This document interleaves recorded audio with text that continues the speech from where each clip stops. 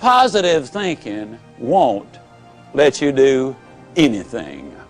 I get so annoyed when I hear some people enthusiastically stand up and say, man, with positive thinking you can just do anything. Just believe it, and man, think about it positive enough, you can do it. I believe that's ridiculous. See, I'm 60 years old. I don't care how positive I got. I could not whip a boxing champion. I don't care how positive I got. I could not play football in the NFL or the basketball in the NBA. I don't care how positive I got. I couldn't perform major surgery on you and have you live. Nor could I give you a lecture on nuclear physics. Positive thinking won't let you do anything, but it will let you do everything. Better than negative thinking will. Now, I know that for most busy people, getting regular exercise is about as easy as climbing Mount Kilimanjaro. But it can be done. You've just got to have a plan. You've got to set some goals, because it's just as difficult to reach a destination you don't have as it is to come back from a place you've never been. Unless you have definite, precise, clearly defined goals, you will not realize the maximum potential that lies within you. And this applies to every aspect of your life, not just to exercise. Now, here's some steps you can take towards that end. First, identify your goals, and next, set a deadline for reaching them. Make a list of obstacles you have to overcome to reach your goals. Identify the people who can help you overcome those obstacles, and make a list of skills you have and those you need to achieve your goals. And then develop a plan. Now, a word about goals themselves. There are 7 different kinds of goals. There are physical, financial, spiritual, career, family, mental, and social. And these 7 types of goals share several characteristics. First, to be effective, they must effect change. We must have some big goals, because thinking big creates the excitement necessary for accomplishment.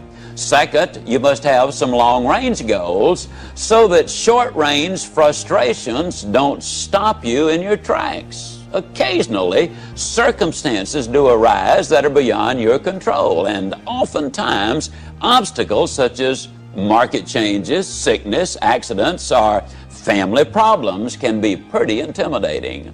But by keeping your eye on the prize, you will find that the excitement of winning that prize will carry you through the tough times. Third, if you don't have daily objectives, you qualify as a dreamer and not as a doer.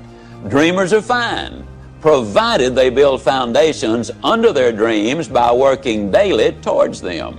Often, the difference between the great and the near great is the awareness that making it big means working every day towards our long-range objectives. And 4, your goals must be specific, not vague or general. If you want a new home, for example, know every detail of that house. How many square feet, number of rooms and bathrooms, the shape of the living room, the type and kind of lot, its location. If it's a car you're dreaming about, picture the make, the model, the color, and every option you want it to have. You see, if you want to reach your goal, you must see it, be able to smell, to touch, and to taste it. Know how it looks and what it feels like in your own mind.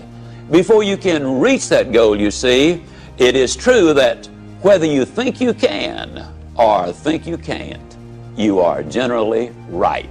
Step number 6, you need to feed your mind with the good, the clean, the pure, the powerful, and the positive. Let me ask you a question. If I were to come into your living room one day with a pail of garbage and dump it on your living room floor, what do you think you'd do? I bet I can answer the question. You would either get your gun and say to me, now Ziglar, I'll bet you can clean that up. Or you'd get on the telephone and you'd call the police. Or you'd whip me as long as I was there. Those are things you would probably do. I mean, and then for months you'd be talking about this crazy guy came in my home, dumped garbage on the floor, ought to shot him. As a matter of fact, I wish I had. But we could clean the garbage up off your living room floor.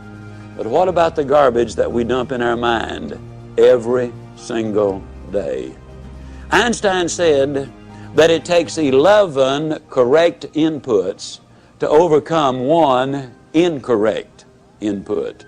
And a lot of the things which go in our minds and in our children's minds is not a thing in the world but pure garbage. I would ask you to do this. Evaluate what you read and what you view. Evaluate it in this light. Will this really help me to accomplish my objectives in life?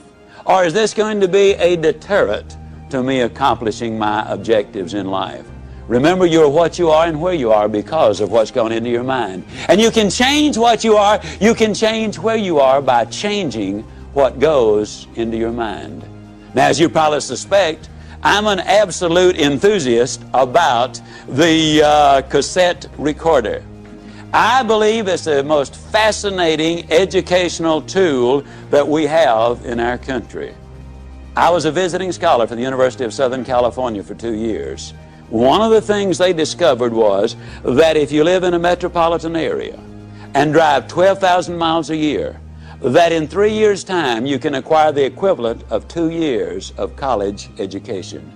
You can learn virtually anything you want to know about finances, foreign languages, the Bible, how to set goals, how to close sales, how to plan your life. You can learn so many things while you're there in your car. Feed your mind. Second thing I would encourage you to do is start reading something good every day. Did you know if you read 20 minutes a day and you're an average reader, that at the end of the year you will have read 20 200-page books, and that the average American only reads one good book a year? Think of what an advantage that will give you over the competition in whatever field you're in. Now, who does these things? Well, Mary Kay Ash of Mary Kay Cosmetics told me that she would never get in her car without a cassette that she could listen to while she was going somewhere. H.L. Hunt, worth $3 billion at his death, listened to cassette recordings until after he was 80 years old. Wallace Johnson, one of the co-founders of Holiday Inns International, over 80 years old, tells me he listens every day and reads at least 2 good books every month. Alan Bean, one of the astronauts who walked on the moon, told me that the astronauts on their way to the moon and back, and please understand, these people have the best self-images, the most clearly defined goals, the most positive mental attitude. They're the most confident, competent people as a group maybe that our country has. But these people were listening to motivational recordings on their way to the moon and back. And what a delight it is for me to be able to say that some of the recordings they were listening to were fantastic. You need to feed your mind. Now, a lot of times people say, yeah, you know, when I'm down in the dumps just a little bit, I really enjoy listening because it gives me a lift. Well, I'm glad to hear that, but let me give you the most surprising news maybe you've ever heard. It's good to listen when you're down. But folks, the ideal time to listen is when you're sky high. Let me tell you why. When you're down, sometimes you grab at straws, and sometimes you grab the wrong straw. Also, a lot of times, and here's the real benefit to listening, it triggers your imagination, stirs up all of the stored information which you already have in your mind, and a lot of the good ideas then come forth. But if you're too down to accept them, then you turn away the very best ideas of all. Listen when you're up. And then with those endorphins popping, and they do pop as a result of listening to good motivational recordings, when you listen then and new ideas pop in your mind, it generates even more excitement. Here's what we've discovered. You need to listen at least 16 times to get the complete message. That's the reason I say listen to this over 16 times, because you will get all of it then. It will become a part of you. Let me say it again. You probably have been in the process of making decisions right now. As you listen, you will make those decisions. But as you listen over and over, the decision changes to commitment. And once you've made the commitment, then you will seek the training which will make the difference, because that means behavior changes. And when you change behavior, then you start developing winning habits. And that's what this is really all about. Step number 7, if you want to build a winning attitude, you need to take time, and this is probably going to surprise you based on what you've heard me say so far, but you need to take time to be quiet. You know, the average American sleeps 30 minutes too late every day. And when that opportunity clock does sound off, they hit the floor, I mean, in a dead run. They scoot past the kiddies' room on the way to the kitchen. They bang on the door, and they say, "Get up, kids, we got to go to school." Now, I don't have to tell you again, we were late yesterday morning. Don't want it to happen again. And they scoot on back to the kitchen. They plug in the coffee maker and the toaster, and on the way back by the kids' room, they bang again. Now, what I tell you, not going to have to tell you again. They scoot in, they get dressed real fast. You know, they shave and apply their makeup, and by then the kids are up. They rustle them into the den, and they set a bowl of cereal in front of them, turn the television set on, running their mind and their body all at the same time. They gulp their breakfast down, they hop in their car, and woe be to that person who dares to pull in on them when they've got the traffic jump on them. I mean, it will be too bad for them if they do. They hustle down, they drop their kids out, they rush on down to their work, and they're busy all day, and in the evening they come home and repeat that process, and by the time they get ready for bed, after watching 3.5 hours of television, they are exhausted. You know what we need to do, folks? We need to take time to be quiet. You need to do it at least 4 or 5 times a week. A lot of people say, "Well, that guy keeps talking about time for this and time for that. I don't have time for all of these things." Let me tell you how you can create an extra 3 hours every day of your life, guaranteed. Get your TV guide out on Sunday afternoon and look at the shows that you really want to see that week. Over 70% of all of the time spent watching television, you're watching things you have no interest in watching. Let me encourage you to do this. Take a slow, lazy, drifting, absolutely meaningless walk. Just almost go to sleep on the walk. Not an exercise walk, you need to do those too, but a very quiet walk. Pick out a place in your home where you can be absolutely quiet on occasion. If you have to get up 30 minutes earlier, that's wonderful. I don't know why, but I seem to wake up earlier in the winter months than I do in the summer months. And when I get up, it's pitch dark. I have a nice little office. I go in there and I turn on the gas log. And I sit there. And every time I do that, without exception, I have the most exciting day of my life. I simply run through my mind the things I'm going to be doing. As you plan the day, as you think of all of the things we've got to be excited about, it really does renew your energy, and it gets you excited about the day. Now let me tell you something. This is going to be one of the toughest things you'll ever do. When you sit down saying, "Well, I'm going to sit perfectly quiet for 20 or even 30 minutes, you will think of 2,868 reasons or things that you've got to do. You try to decide, do I raise the window or lower it? Do I turn the heat up or down? Do I cut the air conditioner off or do I turn it more full blast? Do I really need to go to the bathroom? Am I going to get me a cup of coffee? What is that noise against the outside? Maybe I better check up on that." Resist the temptation. Spend a few minutes in quiet, reflective thought. It does make a difference. Take time to be quiet. Step number 8, take time for those you love. Dr. Herb True, professor at Notre Dame, outstanding speaker, good friend of mine, suggested this, which I really think is so valid. Frequently, every 2 or 3 months, you should close your eyes and visualize that everybody whom you love, really love, were suddenly, completely, totally, and forever taken out of your life. Then ask yourself the question, what would your regrets be? Would you really regret that you had not picked up the telephone and called that distant cousin, or even a brother or a sister, or a mother or father, or a son and a daughter? Would it be really a heartbreaking experience because you had not called and said, "You know, I'm really sorry that we had the problem. I don't know whether it was your fault or my fault, but let's get together and solve the problem. Take time for those you love. Spend time with each other. Those of you who are married, spend time as husband and wife, just enjoying each other, communicating with each other, getting acquainted with each other. Earlier I said all of the studies revealed that if there is that close relationship, then success is more likely to come your way.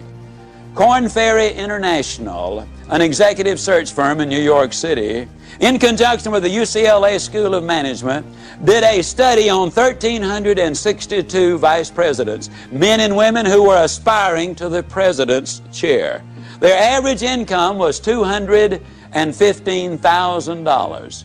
They had spent an average of 15 years working for the company, and the most lucrative of them, those who had the highest paying of all the jobs, had had 2 or fewer jobs in their lifetime. They were loyal to their company. 87% of them were still married to their one and only mate. 92% of them were raised by 2-parent families. But the story has even more. They said they considered integrity the most important characteristic in their success arsenal. 100% of them said hard work was absolutely necessary. 89% of them had 2, 3, 4, or more children. 71% of them also said that if they had more time, they'd spend it with their wives. 50% said with more time, they would spend it with their children. Incidentally, the average one worked a little over 50 hours each week. So they're not working those 80 and 90 hours a week that a lot of people might think they are. And they're living a balanced life.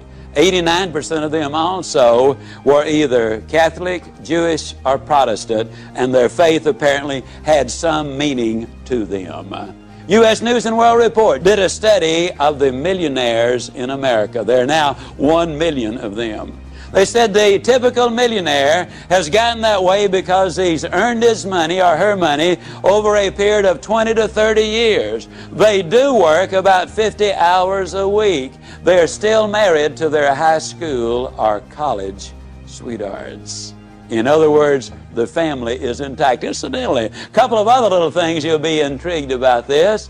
They discovered that less than 1%, and the implication was it was considerably less than 1%, of all of the millionaires in America earned their money in music, radio, television, the movies, and all athletic endeavors combined.